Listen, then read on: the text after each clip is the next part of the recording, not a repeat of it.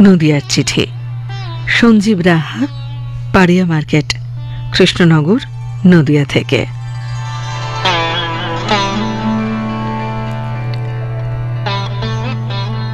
জ্ঞানপিপাসী মানুষ জন্ম থেকে মৃত্যু পর্যন্ত প্রতিদিন প্রতিক্ষণ শিখতে চায়।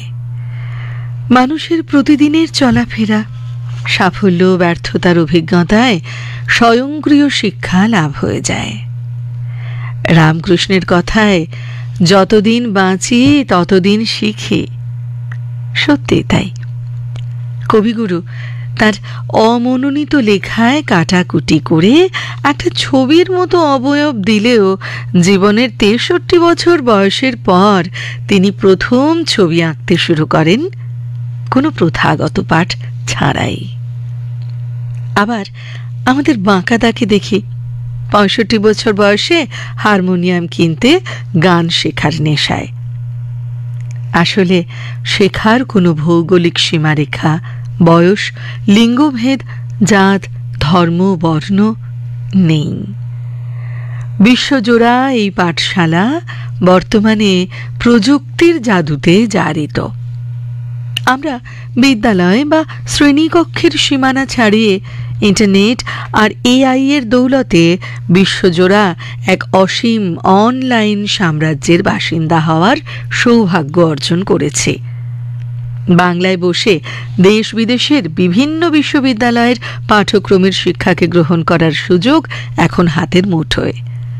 বিভিন্ন দেশের ভাষা, প্রযুক্তি, সাহিত্য, সংস্কৃতি আর আইন আদালতের জ্ঞানার্জনের ধারার সঙ্গে সম্পৃক্ত হওয়ার সুযোগ পেয়েছি।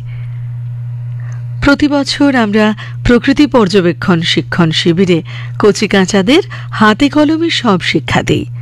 প্রকৃতির প্রতিটি উপাদান আমাদের কেমন ভিন্ন ভিন্ন শিক্ষা দেয়। আকাশ শেখায় তার মতো উদার, অসীম, বিস্তৃত হওয়ার স্বপ্ন দেখতে। নক্ষত্র শেখায় দিনহীনদের দুয়ারে আলো পৌঁছে দেওয়ার বার্তা দিতে। পাহাড় থেকে পাই উচ্চতা আর দৃঢ়তার অঙ্গীকার। নদীর থেকে পাই বাধা বিঘ্ন অতিক্রম করে এগিয়ে চলার মন্ত্র। বাতাস থেকে পাই অবিরাম কাজ করার উৎসাহ ও উদ্দীপনার রসদ। বৃক্ষ দেয় নিঃস্বার্থভাবে দান করার চাবিকাঠি। পশু পাখিদের থেকে শিখি পারস্পরিকভাবে বেঁধে বেঁধে থাকার পাঠ।